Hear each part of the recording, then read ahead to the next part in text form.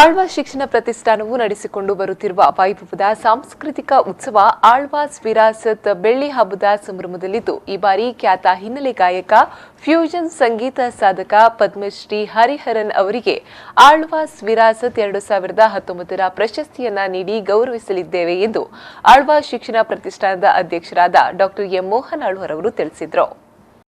ಅವರು ಬುಧವಾರ ತನ್ನ ಕಚೇರಿಯಲ್ಲಿ ನಡೆಸಿದ ಮಾಧ್ಯಮಗೋಷ್ಠಿಯಲ್ಲಿ ಈ ಬಗ್ಗೆ ಮಾಹಿತಿ ನೀಡಿದರು.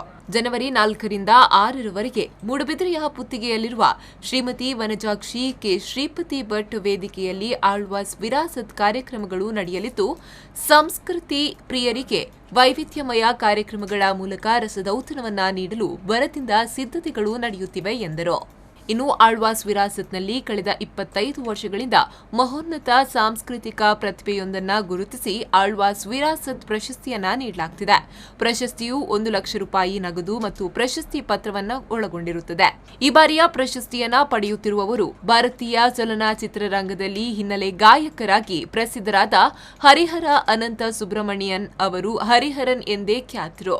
ಗಜಲ್, ಭಕ್ತಿಗೀತೆ ಹಾಗೂ ಭಾರತೀಯ ಶಾಸ್ತ್ರೀಯ ಸಂಗೀತಗಳಲ್ಲಿ ಅಸಾಧಾರಣ ಪ್ರತಿಭೆಯಾಗಿರುವ ಹರಿಹರನ್ ತಮಿಳು, ಹಿಂದಿ, ಮಲಯಾಳಂ, ಕನ್ನಡ, ಮರಾಠಿ, ಭೋಜ್ಪುರಿ ಮತ್ತು ತೆಲುಗು ಭಾಷೆಗಳ ಚಲನಚಿತ್ರರಂಗದ ಹಿನ್ನೆಲೆ ಗಾಯಕರಾಗಿ ಜನಮನ ಗೆದ್ದವರು. ಈ ಸಲ ಆಳ್ವಾಸ್ ವಿರಾಸತ್ ಪ್ರಶಸ್ತಿಯನ್ನು ಪದ್ಮಶ್ರೀ ಹರಿಹರನ್ ರವರಿಗೆ ಕೊಡಮಾಡುವುದು ಅಂತ ನಾವು ತೀರ್ಮಾನ ಮಾಡಿದೆವು. ಇದರ ಜೊತೆ ಇವರು ನಿಮಗೆ ಗೊತ್ತು, ಖ್ಯಾತ ಹಿನ್ನೆಲೆ ಗಾಯಕ, ಗಜಲ್ ಹಾಡುಗಾರ, ಸಂಗೀತ ಸಂಯೋಜಕ, ಫ್ಯೂಷನ್ ಸಂಗೀತ ಸಾಧಕ ಶ್ರೀ ಹರಿಹರನ್ ರವರಿಗೆ ಈ ವರ್ಷ ಈ ಪ್ರಶಸ್ತಿಯ ಜೊತೆಯಲ್ಲಿ 1 ಲಕ್ಷ ರೂಪಾಯಿಯ ನಗದು ಮತ್ತು ಪ್ರಶಸ್ತಿ ಪತ್ರವನ್ನು ಕೊಡಲಿಕ್ಕಿದ್ದೇವೆ. ಆಲ್ಬಮ್ಗಳನ್ನು ಬಿಡುಗಡೆ ಮಾಡಿದವರು.